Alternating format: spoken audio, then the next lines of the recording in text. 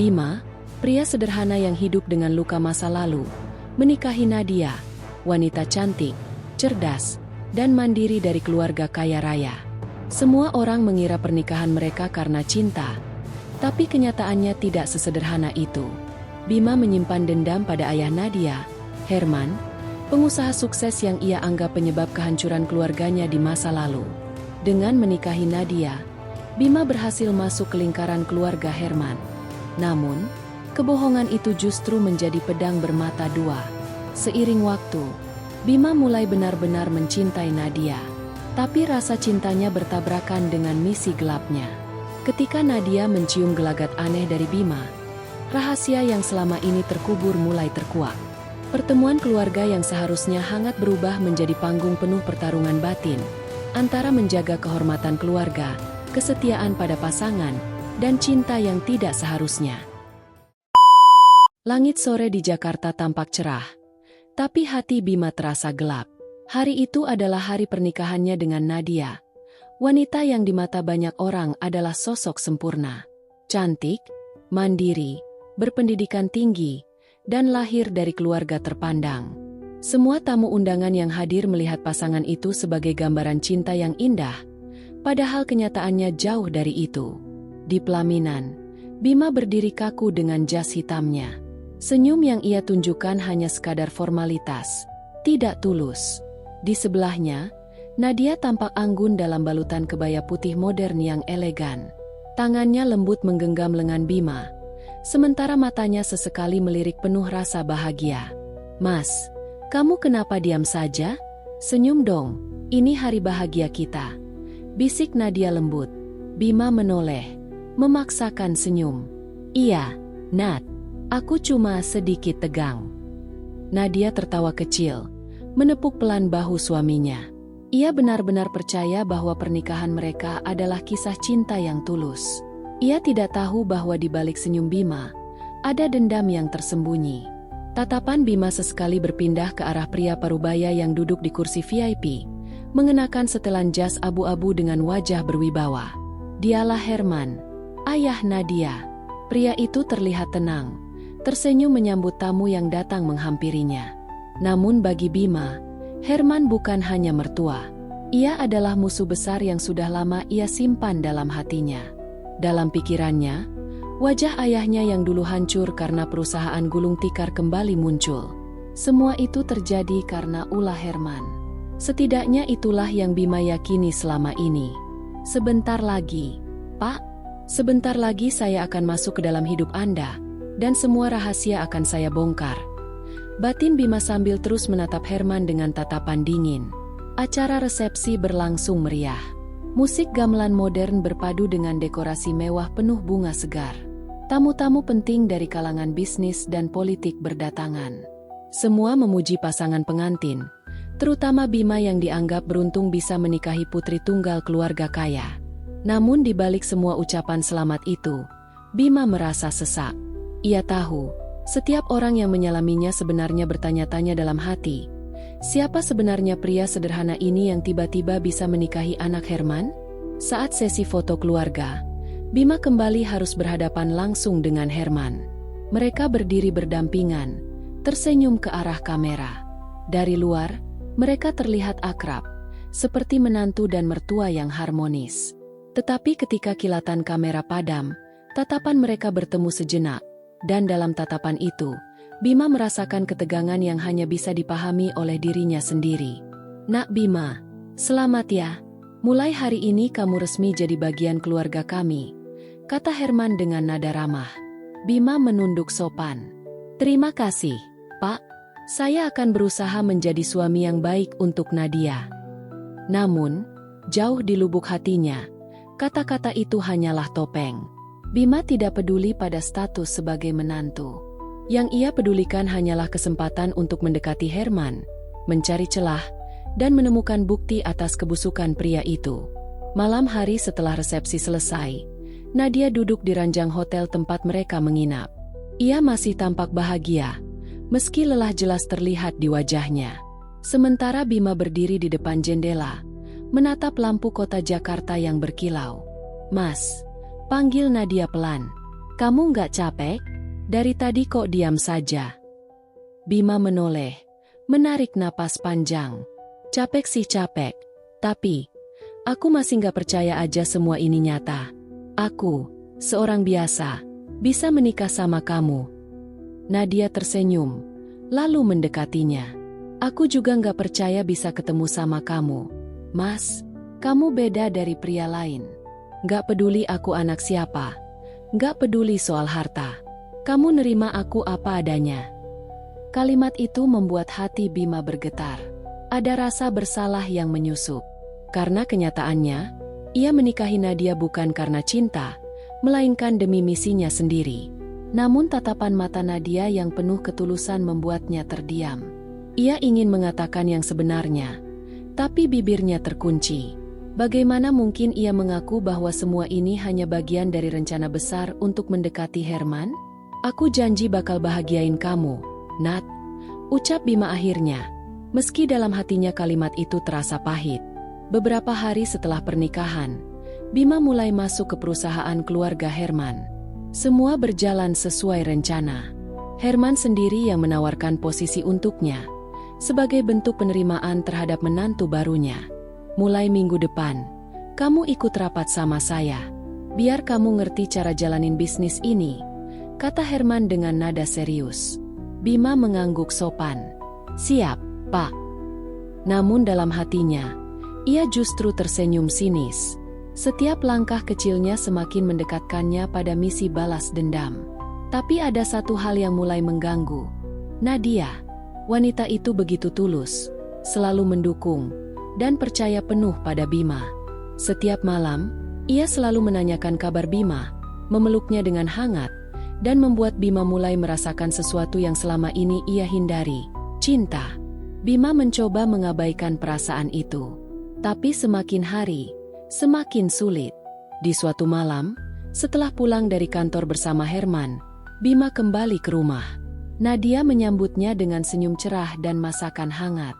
Mas pasti capek ya? Aku masakin sup ayam, kesukaan kamu, kata Nadia sambil menyiapkan meja makan. Bima tertegun. Ia tidak pernah meminta, tapi Nadia selalu tahu bagaimana cara membuatnya merasa diperhatikan. Kenapa kamu selalu baik sama aku, Nat? Tanya Bima tiba-tiba, dengan nada serius.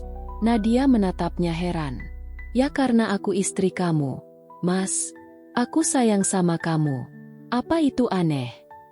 Bima tercekat.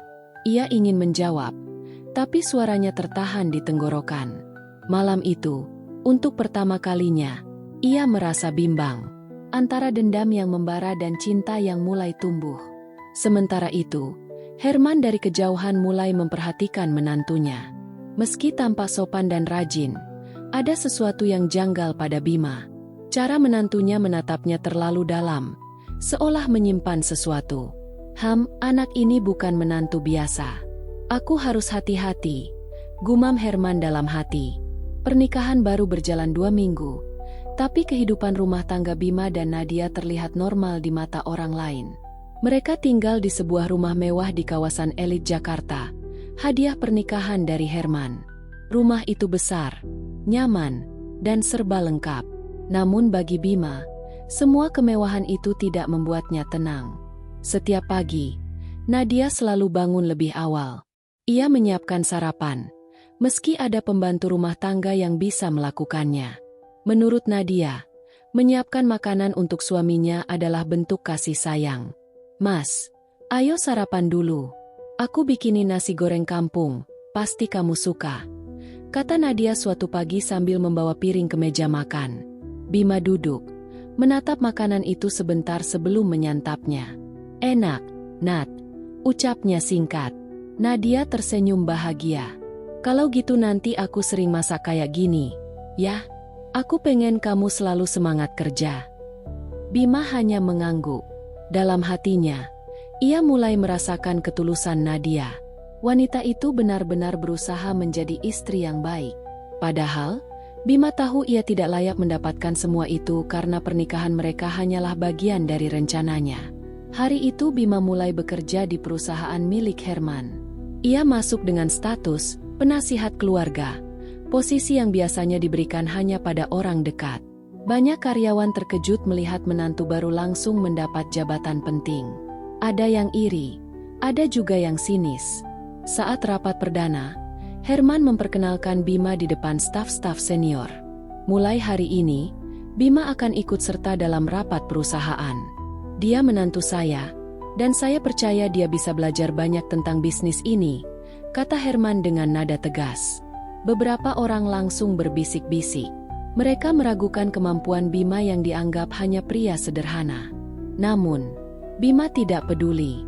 Baginya, ini justru kesempatan emas untuk mendekati Herman lebih jauh. Sepanjang rapat, Bima lebih banyak diam, mendengarkan, dan mencatat. Sesekali Herman menatapnya, seakan menguji. "Kamu ngerti yang saya jelasin tadi?" tanya Herman ketika rapat selesai. "Ngerti, Pak. Saya akan coba pelajari lebih dalam laporan keuangan yang tadi dibahas," jawab Bima hati-hati. Herman mengangguk kecil. "Bagus. Jangan cuma ikut-ikutan. Kalau kamu mau dihargai, tunjukkan kemampuanmu." Ucapan itu membuat Bima semakin yakin bahwa Herman tidak mudah ditaklukkan. Tapi ia juga tahu, semakin dekat ia dengan perusahaan, semakin besar peluangnya menemukan bukti kesalahan masa lalu Herman. Malam harinya, Nadia menunggu Bima di ruang makan. Ia menyiapkan makan malam romantis dengan lilin dan musik lembut. "Mas, aku masakin sup buntut.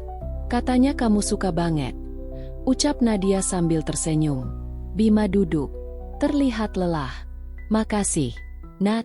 Kamu gak capek repot-repot kayak gini?" "Enggak lah. Aku pengen kamu betah di rumah. Lagian aku seneng kalau lihat kamu makan masakanku," jawab Nadia dengan polos. Bima terdiam. Tatapan Nadia yang tulus membuatnya merasa bersalah. Ia tahu Nadia benar-benar mencintainya.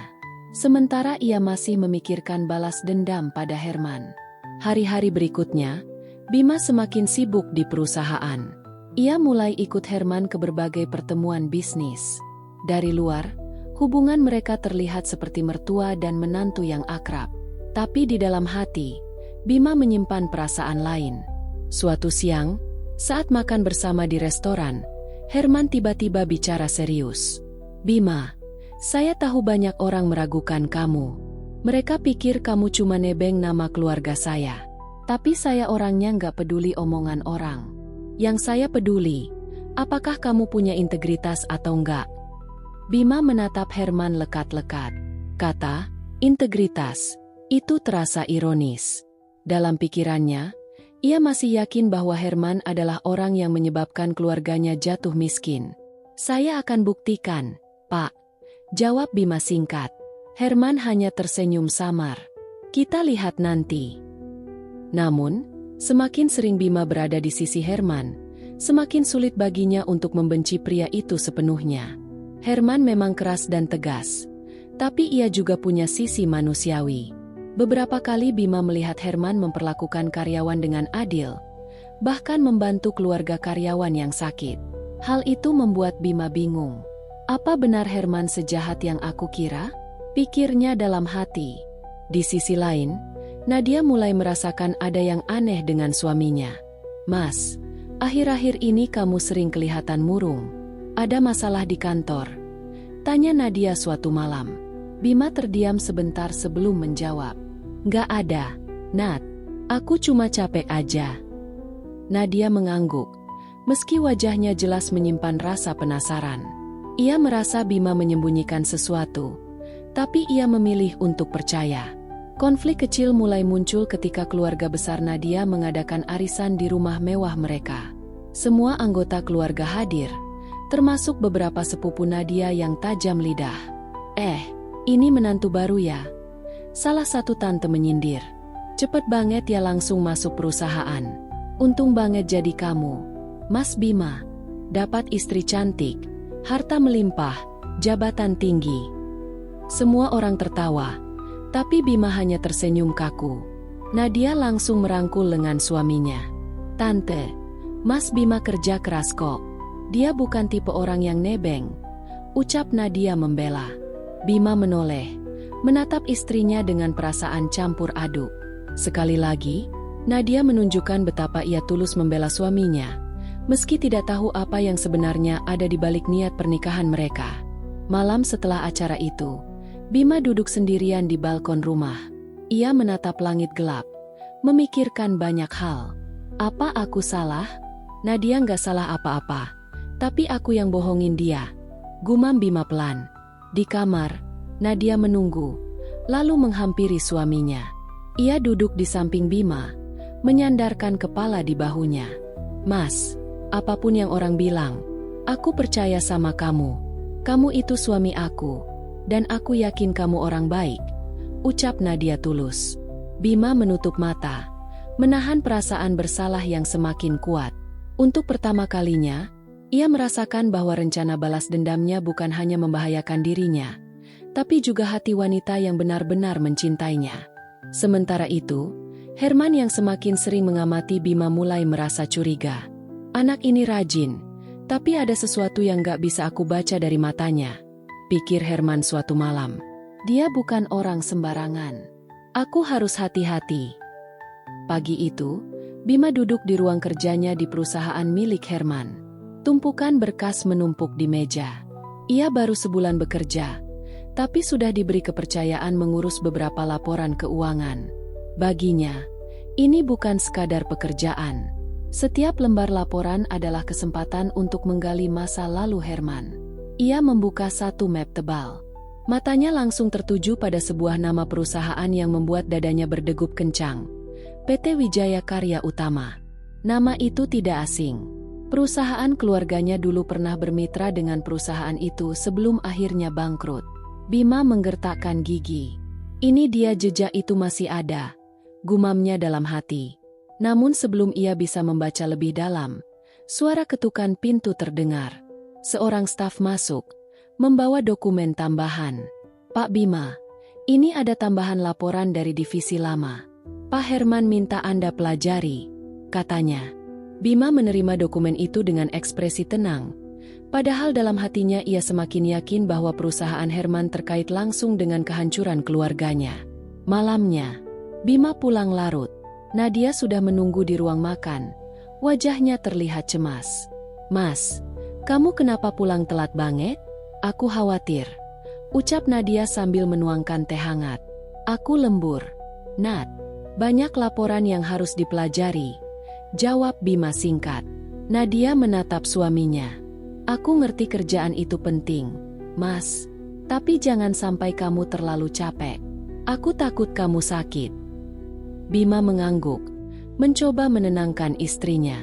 Namun, pikirannya masih terpaku pada nama perusahaan yang ia temukan. Kalau benar Herman yang bikin keluargaku jatuh, aku harus tahu bagaimana caranya dulu. Aku harus temukan buktinya, batinnya. Beberapa hari kemudian, Herman mengajak Bima ikut dalam sebuah rapat penting dengan mitra lama. Saat itulah Bima melihat salah satu orang yang wajahnya mengingatkan pada masa lalu. Pria paruh-baya bernama Surya, dulu pernah bekerja di perusahaan ayahnya. Ketika rapat selesai, Bima memberanikan diri menghampirinya. Pak Surya, masih ingat saya? Saya anaknya Pak Arif, pemilik PT Arif Jaya yang dulu sempat bekerja sama dengan perusahaan ini. Surya tampak terkejut, lalu menarik Bima ke pojok ruangan. Astaga, kamu anaknya Pak Arif? Ya ampun, Bima. Bima mengangguk. Saya ingin tahu apa sebenarnya yang terjadi dulu. Kenapa perusahaan ayah saya bisa hancur gara-gara kerjasama dengan perusahaan Pak Herman? Surya menatap sekitar, lalu bicara dengan suara pelan. Nak, ada hal-hal yang lebih baik nggak kamu bongkar. Tapi kalau kamu sudah mulai kerja di sini, cepat atau lambat kamu bakal tahu sendiri. Jawaban itu membuat Bima makin penasaran. Tapi Surya buru-buru pergi. Sejak hari itu, Bima semakin giat mencari dokumen lama. Ia menelusuri arsip perusahaan, mencari tanda-tanda manipulasi atau kesalahan yang bisa mengaitkan Herman. Suatu malam, ia berhasil menemukan satu laporan kontrak lama yang mencurigakan. Di dalamnya tertulis bahwa perusahaan ayahnya dulu dipaksa menandatangani kontrak sepihak yang merugikan besar-besaran. Tanda tangan Herman ada di situ. Bima mengepalkan tangan. Jadi memang benar, semua gara-gara dia. Namun, di saat yang sama, hubungan Bima dan Nadia semakin dekat. Nadia selalu berusaha menghibur suaminya yang terlihat murung. Suatu malam, Nadia membawa Bima ke rumah orang tuanya untuk makan malam bersama keluarga. Semua berlangsung normal sampai Herman tiba-tiba mengajak Bima bicara empat mata di ruang kerjanya. "Bima, kamu kelihatan terlalu serius sama kerjaan. Kamu sebenarnya nyari apa di perusahaan saya?" tanya Herman tajam. Pertanyaan itu membuat Bima terkejut. Ia berusaha menahan ekspresinya. "Saya cuma belajar, Pak. Saya ingin tahu semua supaya bisa bantu perusahaan ini." Herman tidak langsung percaya. Ia menatap Bima lama, lalu berkata pelan, "Ingat, kalau kamu punya niat buruk, cepat atau lambat saya akan tahu." Ucapan itu membuat Bima semakin tertekan. Di sisi lain, Nadia yang tidak tahu apa-apa tetap setia mendukung suaminya. Ia sering mengajak Bima jalan-jalan di akhir pekan untuk mengurangi stres. "Mas, hidup ini nggak cuma soal kerjaan. Kita juga harus punya waktu buat bahagia," kata Nadia sambil menggandeng tangan Bima saat mereka berjalan di sebuah taman kota. Bima menatap istrinya, merasa hangat sekaligus bersalah. Ia tahu Nadia benar-benar mencintainya, sementara ia masih terjebak dalam misi dendam. Suatu malam, saat Bima sedang membaca dokumen di ruang kerja rumah, Nadia masuk diam-diam dan melihat kertas-kertas berserakan. "Mas, ini apa? Kok aku lihat ada nama perusahaan ayah kamu di sini?" tanya Nadia curiga. Bima terkejut, buru-buru menutup dokumen itu. "Ini cuma laporan lama. Nggak penting." Namun Nadia tidak puas. "Kenapa kamu kelihatan kayak nyembunyiin sesuatu dari aku?" "Mas, aku ini istri kamu. Aku pengen tahu apa yang sebenarnya kamu cari." Bima terdiam. Ia tidak bisa menjawab. Nadia menatapnya dengan wajah kecewa, lalu keluar dari ruangan tanpa berkata apa-apa lagi. Di titik itu, Bima sadar ia mulai kehilangan kepercayaan dari Nadia. Tapi ia juga merasa semakin dekat pada kebenaran tentang Herman. "Kalau aku berhenti sekarang, semua sia-sia. Tapi kalau aku lanjut, aku bisa kehilangan Nadia," pikirnya dalam hati. Suasana rumah besar keluarga Herman malam itu tampak hangat dari luar. Lampu-lampu taman menyala lembut, sementara suara tawa dari ruang tamu terdengar sampai ke halaman.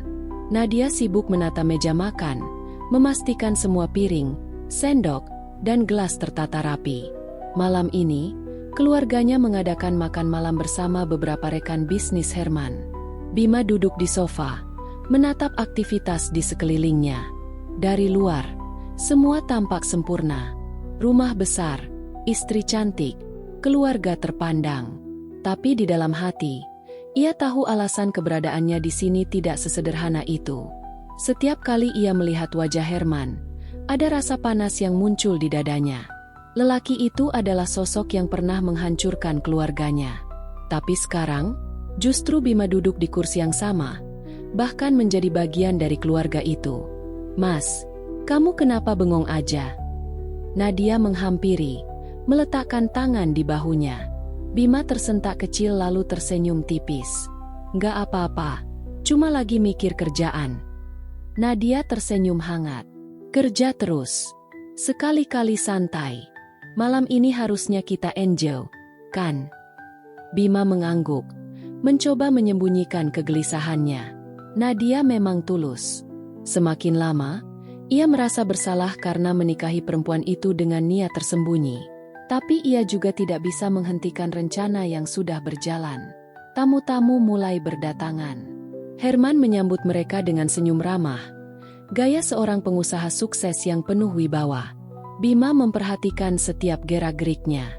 Bagaimana Herman menguasai suasana, bagaimana ia disegani semua orang. Ada perasaan campur aduk dalam diri Bima, antara kagum, benci, dan rasa ingin membongkar sisi lain dari pria itu. Di meja makan, suasana penuh canda. Herman sering melontarkan cerita tentang masa mudanya. Semua tertawa, termasuk Nadia. Tapi Bima tetap diam. Ia hanya mengamati. "Bima," panggil Herman tiba-tiba. "Kenapa diam saja?" Kamu kan sekarang bagian dari keluarga ini. Ayo, cerita sedikit tentang bisnismu. Semua mata tertuju padanya. Bima tersenyum kaku. Ya, bisnis kecil, Pak. Masih belajar. Gak ada apa-apanya dibanding Bapak. Herman tertawa lebar. Bagus. Yang penting berani memulai. Saya dulu juga begitu. Mulai dari nol. Kalau kamu tekun, pasti bisa. Bima mengangguk. Tapi dalam hatinya ia bergumam. Nol? Benarkah dari nol? Atau dengan menginjak orang lain? Termasuk ayahku dulu? Nadia menepuk pelan tangan Bima di bawah meja, memberi dukungan. Sentuhan itu membuat Bima sedikit tenang, tapi juga menambah beban dalam hatinya.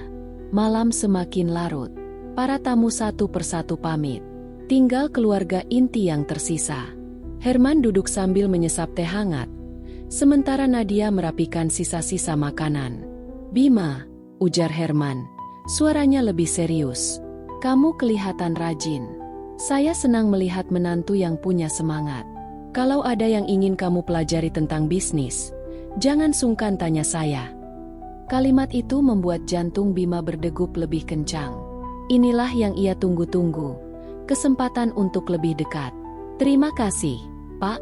Saya memang ingin belajar banyak. Kalau Bapak berkenan, saya mau sering ikut Bapak. Herman tersenyum puas. Bagus. Besok ikut saya ke kantor. Nadia yang mendengar percakapan itu terlihat bahagia. Lihat kan, Mas, Papa percaya sama kamu. Bima hanya tersenyum samar. Di satu sisi, ia lega misinya berjalan lancar. Tapi di sisi lain, semakin sulit baginya menyembunyikan niat asli dari Nadia. Keesokan harinya, Bima ikut Herman ke kantor. Gedung besar dengan nama perusahaan yang menjulang tinggi membuat Bima kagum sekaligus sakit hati. Ia ingat betul, dulu ayahnya pernah bercerita bagaimana perusahaannya bangkrut karena ulah seorang pengusaha besar yang licik. Dan sekarang, ia berdiri di markas orang itu. Di dalam ruang kerja Herman, suasana sangat berbeda dari rumah. Herman berubah menjadi sosok yang tegas, penuh perintah. Para karyawan patuh padanya. Bima melihat sisi lain yang dingin, namun berwibawa. Bima, kata Herman, kamu mulai dari bawah dulu. Saya nggak mau ada yang bilang saya kasih jalur istimewa. Mulai dari belajar analisis pasar. Nanti kamu bisa ikut rapat-rapat kecil dulu. Baik, Pak. Jawab Bima mantap. Hari demi hari berlalu. Bima semakin sering berada di kantor. Ia perlahan mulai dipercaya Herman untuk ikut dalam beberapa pertemuan penting. Dari situ, ia mencoba menggali informasi lebih dalam, berharap menemukan bukti atau celah tentang masa lalu ayahnya. Namun, semakin lama ia bersama Herman, semakin besar pula kebingungan dalam dirinya. Herman memang keras, tapi ia juga punya sisi bijak. Banyak karyawan yang justru menghormatinya karena dianggap pemimpin yang adil. Di rumah, Nadia semakin mencintai Bima. Ia senang melihat suaminya bisa akrab dengan ayahnya. Aku bangga sama kamu, Mas. Papa juga sering cerita kalau kamu punya potensi besar. Kalimat itu membuat hati Bima makin bergejolak. Ia tahu Nadia tulus, tapi ia menyembunyikan rahasia besar darinya. Konflik mulai muncul ketika suatu malam, Bima tanpa sengaja mendengar percakapan Herman dengan seorang rekan bisnis lama. Kita sudah tutup rapat masalah itu, kan? Suara Herman terdengar pelan tapi tegas. Ya, semua sudah beres. Tidak ada yang bisa mengaitkan kita dengan perusahaan kecil yang bangkrut itu. Bima langsung menegang. Kata-kata itu seperti menampar wajahnya. Jadi benar, Herman memang terlibat dengan kehancuran ayahku. Ia merasa marah, tapi di saat yang sama hatinya kacau. Bagaimana ia bisa membongkar semua ini tanpa menghancurkan perasaan Nadia? Malam itu, Bima pulang dengan wajah muram. Nadia menyadari perubahan sikapnya. Mas, kamu kenapa? Ada masalah di kantor? Bima terdiam. Ia ingin jujur, tapi lidahnya keluh. Enggak, cuma capek. Namun Nadia tidak mudah percaya.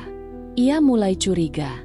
Hubungan yang sebelumnya hangat perlahan retak karena sikap Bima yang sering menyembunyikan sesuatu. Hari-hari berikutnya semakin menegangkan.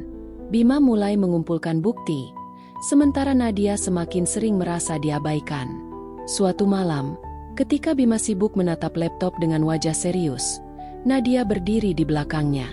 "Mas, aku boleh tahu sebenarnya kamu lagi nyari apa? Akhir-akhir ini kamu bukan seperti Bima yang aku kenal." Bima menutup laptop cepat-cepat. "Nggak ada apa-apa."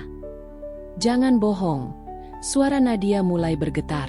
"Kamu pikir aku nggak tahu? Kamu nikahin aku. Apa benar karena cinta?"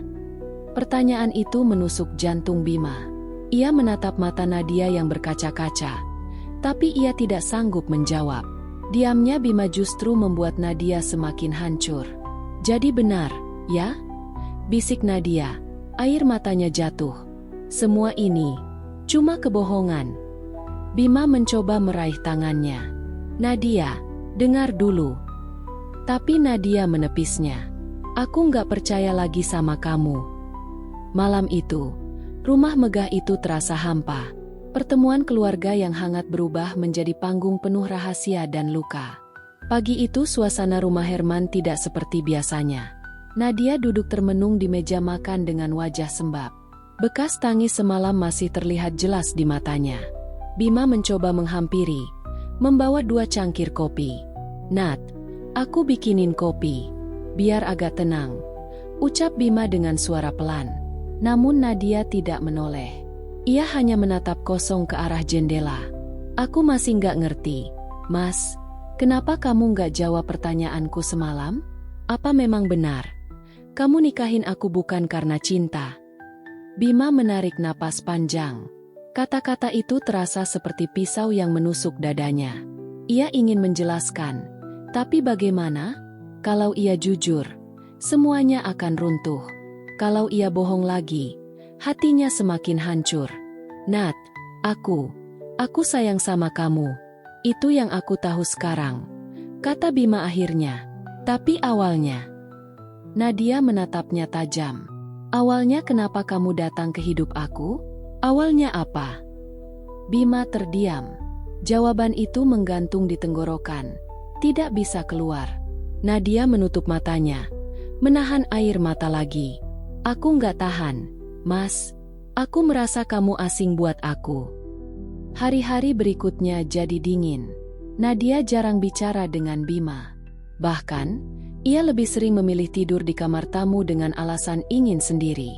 Bima hanya bisa menatap punggung istrinya setiap malam. Hatinya penuh rasa bersalah. Di kantor, situasi juga makin rumit. Herman mulai curiga. Ia pernah memanggil Bima ke ruangannya. "Bima, kamu kenapa akhir-akhir ini kelihatan gak fokus?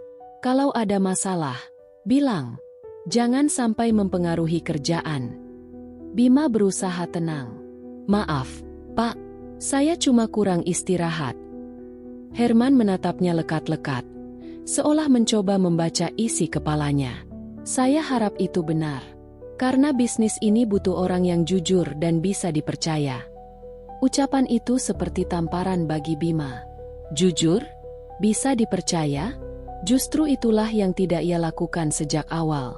Suatu sore, Nadia memberanikan diri bicara lagi. Mereka duduk berdua di ruang tamu, tapi suasananya terasa tegang.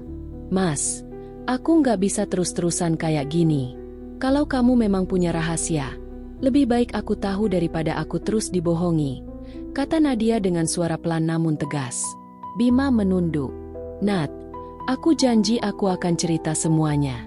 Tapi, bukan sekarang. Aku butuh waktu." Nadia menggeleng. "Kenapa harus nanti? Kalau memang niatmu baik, kenapa kamu sembunyiin?" Bima hampir membuka mulutnya, tapi langkah kaki terdengar. Herman masuk ke ruang tamu. "Ada apa ini? Kalian berdua kelihatan tegang."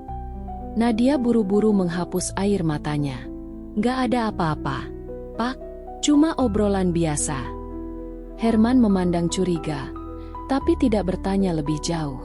Namun, sejak saat itu, Herman semakin sering mengawasi Bima.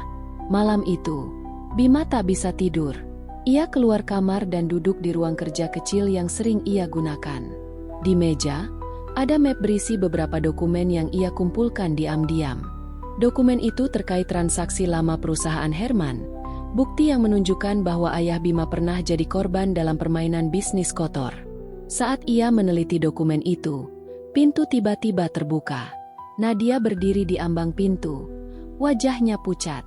"Apa ini, Mas?" Suara Nadia bergetar. Ia melangkah mendekat, lalu melihat isi map. "Ini dokumen perusahaan Papa. Kenapa kamu punya ini?" Bima panik. "Nat, dengar dulu." "Jadi benar," seru Nadia. Matanya membelalak. "Kamu nikahin aku cuma buat deket sama Papa. Semua yang kamu lakuin selama ini bohong." Bima mencoba meraih tangannya. "Nat, tolong dengar aku. Awalnya memang begitu, tapi sekarang beda. Aku benar-benar sayang sama kamu." Nadia menepisnya dengan kasar. Air matanya jatuh deras. "Jangan bohong lagi. Kalau kamu cinta, kamu gak akan sembunyiin ini." Suara gaduh itu membuat Herman keluar dari kamarnya. "Ada apa ini?" tanyanya dengan suara tegas. Nadia berbalik, menunjuk map di meja. "Pak, lihat ini." Bima kumpulin dokumen perusahaan Papa. "Dia punya maksud lain masuk ke keluarga kita." Herman menatap tajam ke arah Bima. Wajahnya berubah dingin. "Jadi ini alasanmu selama ini, Bima?" Bima terdiam. Ia merasa semua usahanya runtuh dalam sekejap. Keesokan paginya, suasana rumah seperti medan perang. Herman memanggil Bima ke ruang kerja pribadinya. Pintu ditutup rapat. "Jelaskan, Bima." Suara Herman berat dan penuh tekanan. "Apa tujuanmu sebenarnya?" Bima menelan ludah. "Pak, saya masuk ke keluarga ini karena ingin tahu kebenaran. Ayah saya dulu bangkrut karena seseorang, dan semua jejak mengarah ke perusahaan Bapak." Herman terdiam sejenak, lalu tertawa sinis. "Jadi kamu menikahi anak saya hanya untuk balas dendam?" "Itu memang niat awal saya," jawab Bima lirih. "Tapi sekarang, saya benar-benar jatuh cinta sama Nadia. Itu bukan bohong." Herman menatapnya lama. Matanya penuh amarah sekaligus rasa kecewa. "Kamu pikir saya akan percaya? Kamu sudah bohong sejak awal. Kamu mempermainkan hati anak saya. Dan sekarang kamu mengaku cinta." Bima terdiam. Ia tahu semua penjelasan terasa hambar di telinga Herman. Herman mencondongkan tubuhnya. "Dengar baik-baik. Kalau kamu berani bikin anak saya menderita, kamu akan berhadapan langsung sama saya. Saya nggak peduli siapa ayahmu, atau masa lalu keluargamu. Jangan pernah coba-coba hancurin Nadia." Kata-kata itu membuat Bima makin terpojok. Ia keluar dari ruangan dengan langkah berat. Sementara itu, Nadia menutup diri. Ia memilih tinggal di kamar, tidak mau bicara dengan siapapun. Setiap kali melihat Bima, hatinya terasa sakit. Rasa cintanya bercampur dengan rasa dikhianati. Dalam keheningan itu, Nadia ingat kembali awal pertemuan mereka. Bagaimana Bima selalu terlihat tulus, bagaimana ia merasa dicintai dengan apa adanya. Semua itu kini terasa palsu. Kalau semua hanya strategi, apakah cinta yang dia tunjukkan ke aku juga bohong? Pikir Nadia sambil menangis. Beberapa hari berlalu, hubungan mereka semakin renggang. Herman melarang Bima ikut dalam urusan bisnis penting. "Kamu kerja biasa saja, jangan coba-coba lebih," ucap Herman dingin. Di sisi lain, Nadia mulai berpikir untuk meninggalkan Bima. Ia bahkan sempat bicara dengan ibunya. "Bu, aku nggak sanggup.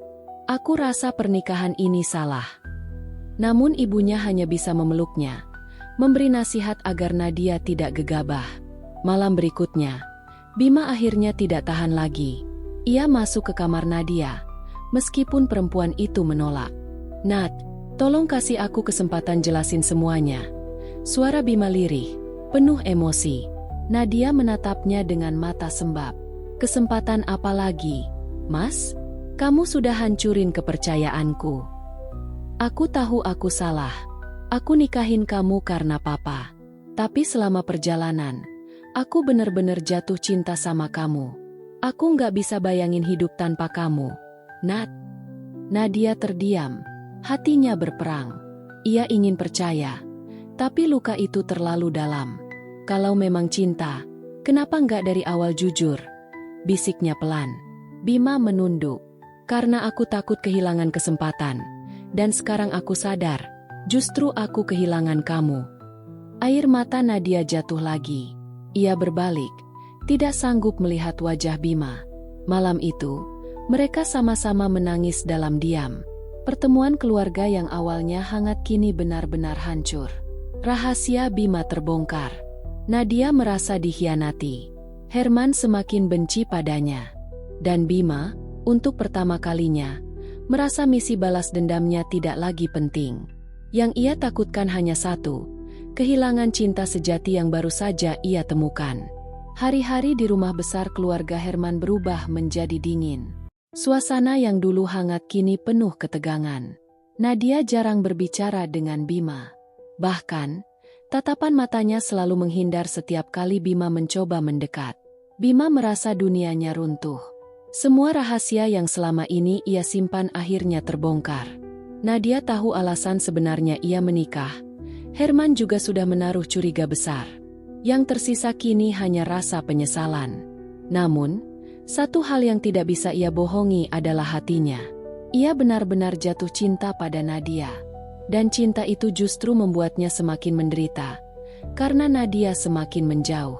Suatu sore, Bima memberanikan diri bicara lagi dengan Herman.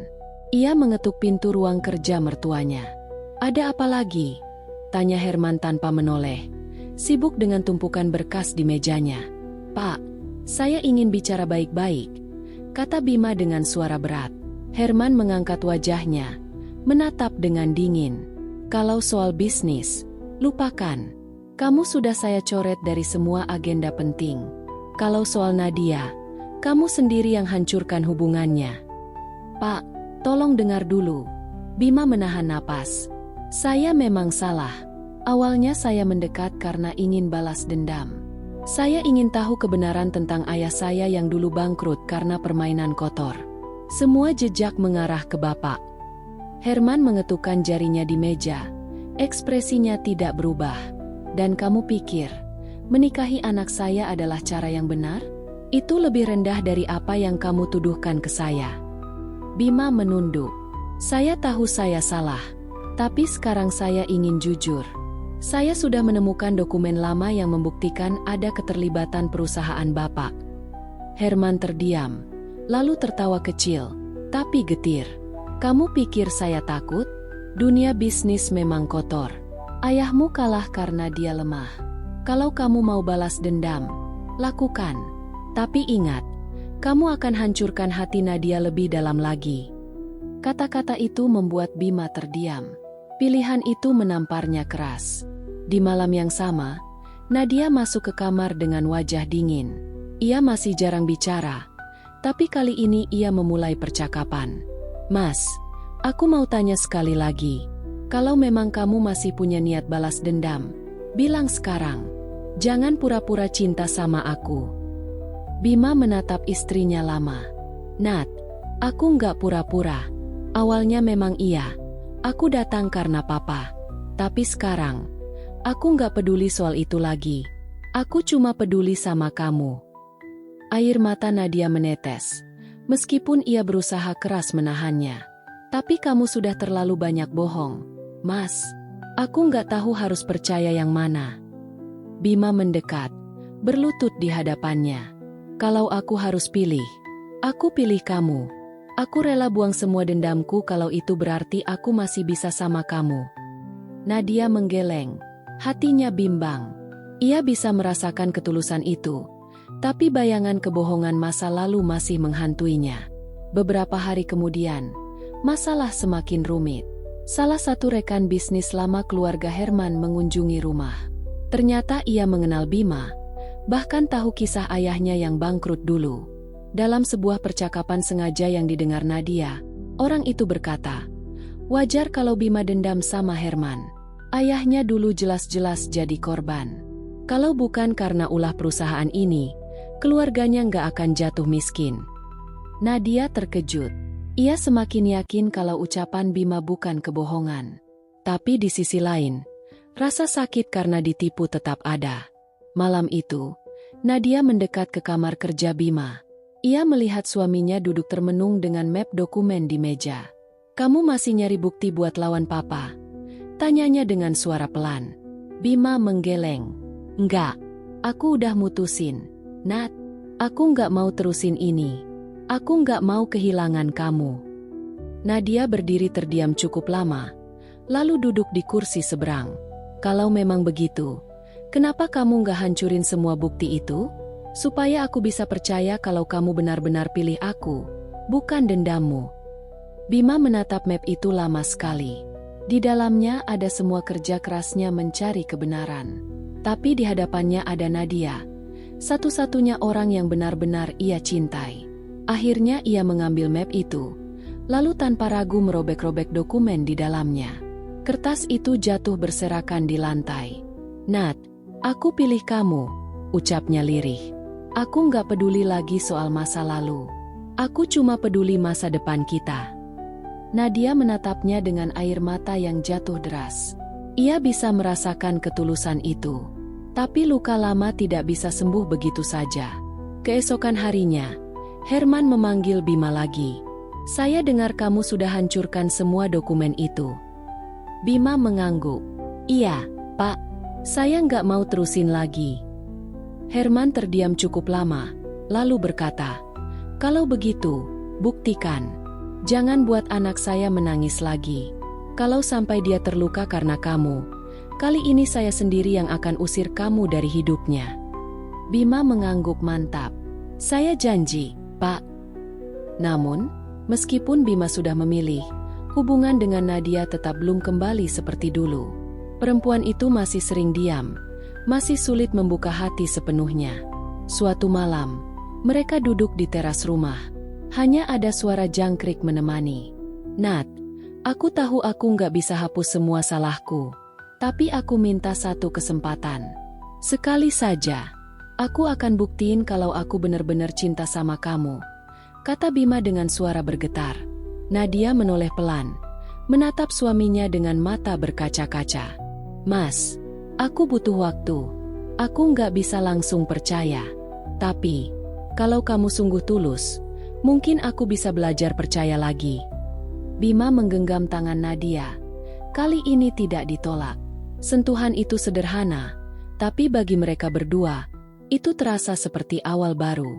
Malam itu, Bima duduk lama di kamarnya, menatap langit melalui jendela. Ia sadar, dendam yang ia bawa sejak lama justru hampir menghancurkan segalanya. Kini ia harus menjalani jalan baru, membuktikan cintanya tulus, menjaga kepercayaan Nadia, dan perlahan memperbaiki kesalahan yang sudah ia buat. Pertarungan batinnya belum selesai, tapi untuk pertama kalinya, ia merasa yakin pada pilihannya. Ia tidak lagi mencari jawaban tentang masa lalu. Ia hanya ingin membangun masa depan bersama Nadia. Hari itu suasana rumah keluarga Wiratama terasa berbeda. Tidak ada canda tawa, tidak ada kehangatan seperti biasanya. Semua yang tinggal di rumah itu tahu bahwa badai besar sudah siap meledak. Naya duduk di kamarnya. Wajahnya pucat. Sejak semalam dia tidak bisa tidur. Air matanya masih membekas di pipinya, dan matanya bengkak karena terlalu lama menangis. Yang membuatnya semakin hancur bukan hanya karena Arga mengkhianati perasaan cintanya, tetapi karena alasan Arga menikahinya bukanlah cinta, melainkan ambisi untuk dekat dengan sang ayah, Pratama. "Jadi selama ini aku hanya jalan menuju Bapak," gumam Naya sambil menutup wajahnya dengan kedua tangannya. Di ruang kerja, Pratama duduk di kursinya. Dia menatap kosong ke arah jendela. Pikiran tentang menantunya, Arga, membuat dadanya sesak. Selama ini, Pratama menganggap Arga seperti anak sendiri. Dia yang membimbing Arga, membukakan pintu perusahaan, bahkan mempercayakan banyak hal penting kepadanya. Tapi kenyataan bahwa semua itu berawal dari sebuah manipulasi membuatnya kecewa. Arga sendiri berada di halaman belakang rumah, berdiri memandangi kolam kecil. Pikirannya penuh dengan rasa bersalah. Setelah kebohongan itu terbongkar, semua yang sudah ia bangun hancur dalam sekejap. Naya membencinya, Pratama kecewa, dan seluruh keluarganya menganggapnya sebagai pengkhianat. Kenapa aku harus bodoh begini? Kenapa aku nggak jujur dari awal? Arga berbisik pada dirinya sendiri. Namun, penyesalan memang selalu datang terlambat. Pertemuan di ruang keluarga. Siang harinya, keluarga itu berkumpul. Naya duduk di sebelah ibunya dengan wajah dingin, sementara Pratama duduk di kursi paling depan. Arga datang dengan langkah pelan. Saat ia duduk, ruangan itu terasa tegang. Pratama membuka pembicaraan dengan suara berat. Arga, aku ingin dengar langsung dari mulutmu. Apa benar semua yang dikatakan orang? Kau menikahi anakku hanya untuk bisa dekat dengan aku? Untuk memanfaatkan posisi dan perusahaan ini? Arga menundukkan kepala. Ia tak sanggup menatap mata mertuanya. Pak, awalnya memang begitu. Saya menikahi Naya bukan karena cinta, tapi karena ingin masuk ke dunia Bapak. Saya pikir itu satu-satunya cara. Saya terlalu ambisius, terlalu egois. Naya menoleh tajam ke arahnya. Jadi semua kenangan kita, semua janji-janji kamu, itu cuma sandiwara. Arga cepat-cepat menggeleng. Enggak, Naya, aku memang salah di awal. Tapi aku bersumpah, perasaan aku sekarang sama kamu itu nyata. Aku benar-benar cinta sama kamu. Namun, bagi Naya, kata-kata itu hanya terdengar seperti alasan. Kalau cinta, kenapa harus ada kebohongan besar di awal? Kenapa harus menjadikan aku korban ambisi kamu? Air mata kembali jatuh di pipi Naya. Pratama menepuk meja dengan keras. Arga, kamu pikir perasaan orang itu mainan? Aku kecewa besar sama kamu. Aku anggap kamu anak, tapi ternyata kamu cuma mendekat untuk keuntungan sendiri. Suasana makin panas. Arga berusaha menebus. Beberapa hari setelah kejadian itu, Arga tidak tinggal diam. Ia sadar kalau kata-kata saja tidak akan bisa memperbaiki segalanya. Maka, ia mengundurkan diri dari perusahaan Pratama. Ia menyerahkan semua posisinya dan memutuskan untuk membangun usahanya sendiri dari nol. Ia ingin membuktikan bahwa dirinya tidak hanya menempel pada keluarga Wiratama. Ia ingin menunjukkan bahwa tanpa bantuan Pratama sekalipun, ia bisa berdiri di atas kakinya sendiri. Naya mendengar kabar itu dari sekretaris ayahnya. Dalam hati kecilnya, ada sedikit rasa iba, tapi rasa sakit hatinya jauh lebih besar. Ia tidak bisa begitu saja melupakan kebohongan itu. Waktu berlalu. 3 bulan kemudian, Arga berhasil membangun bisnis kecilnya sendiri. Meski tidak sebesar perusahaan milik Pratama, usaha itu berkembang pesat. Semua orang melihat bagaimana ia bekerja keras siang dan malam. Di sisi lain, Naya masih mencoba menghindarinya, tapi hati memang sulit dikendalikan. Sesekali, saat sendirian, ia teringat momen-momen kebersamaan mereka.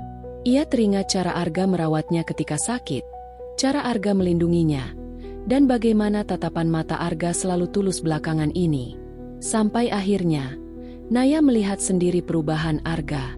Ia menyaksikan Arga menolak tawaran besar dari seorang investor hanya karena tidak ingin dikaitkan lagi dengan nama besar keluarga Wiratama.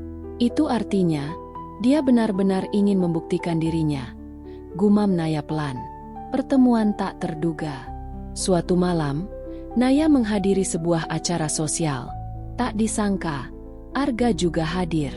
Untuk pertama kalinya setelah lama tak bertemu, mata mereka saling bertemu. Ada rasa canggung, ada luka, tapi juga ada kerinduan yang tak bisa disembunyikan. Arga mendekat dengan hati-hati. Naya, aku tahu kamu masih marah. Aku nggak minta kamu langsung maafin aku. Aku cuma ingin kamu lihat. Aku berubah. Aku nggak lagi orang yang sama kayak dulu. Naya terdiam cukup lama. Lalu ia berkata lirih. Aku nggak tahu apakah bisa sepenuhnya percaya lagi. Tapi aku lihat usaha kamu. Itu yang bikin aku ragu untuk terus benci. Arga menatapnya dengan penuh harapan. Kalau aku butuh seumur hidup buat buktiin cintaku ke kamu, aku akan lakukan. Asal kamu mau kasih aku kesempatan. Restu Pratama. Beberapa minggu kemudian, Pratama memanggil Arga. Dengan wajah lebih tenang, Pratama menatap menantunya itu. Aku lihat kamu sudah berusaha. Kamu memang salah besar dulu. Tapi aku juga lihat kamu sudah berubah. Kalau kamu memang sungguh-sungguh sayang sama anakku, buktikan itu dengan kesetiaan dan kejujuran, bukan ambisi. Arga mengangguk dengan mata berkaca-kaca. Saya janji, Pak, kali ini saya nggak akan sia-siakan lagi. Naya yang mendengar percakapan itu dari luar pintu hanya bisa menahan tangis. Perlahan, ia tahu bahwa hatinya tidak bisa sepenuhnya membenci Arga.